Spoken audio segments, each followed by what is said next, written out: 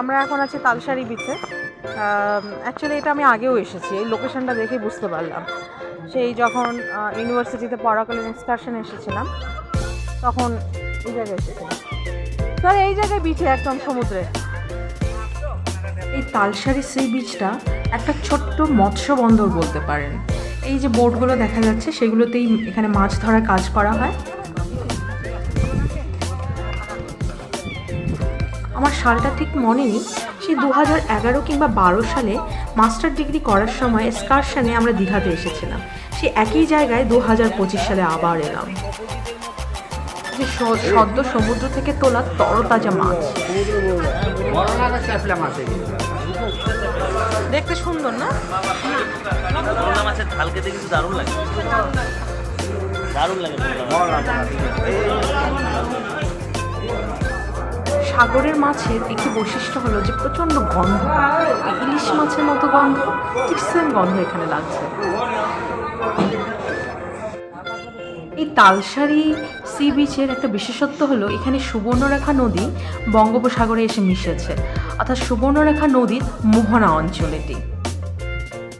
আর এই নৌকাগুলোতে করে ওই ডান সাইডে যে বালুচরটা দেখা যাচ্ছিল সেখানেও যাওয়া যায়, ছোট্ট দ্বীপের মতো। বোটে করে কিন্তু ওই বিচগুলোতে যাওয়া যায়। কি যেন বিচটার নাম ভুলে গেলাম। Talsari, Talsari sea beach, Orissa. New Digha সমুদ্র সৈকত থেকে তালসারি সি বিচের এই অংশটি দেখা যায়। এই যে দ্বীপাঞ্চলটি দেখা যায়। জল অনেকটা আছে, দেখলে বোঝা যায় না, গলা পর্যন্ত জল আছে।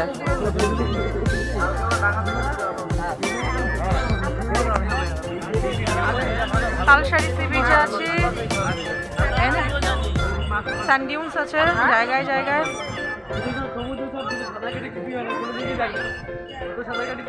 প্রচুর প্রচুর মাছ আছে এখানে, এই যে মাছ। এটা যেহেতু মোহনা অঞ্চল তাই এখানে সমুদ্রের ঢেউগুলো কিন্তু নেই, দেখুন জলটা স্থির।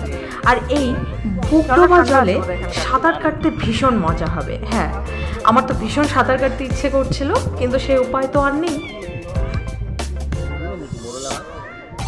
আর ইচ্ছে করছিল কিছু মাছ কিনে নিয়ে যাই, সে উপায়ও তো নেই।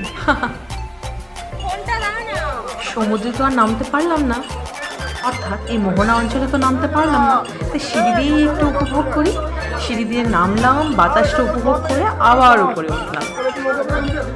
এখন যাব চক্রেশ্বর শিব মন্দিরে। হ্যাঁ, আমি এখন উড়িষ্যায় আছি।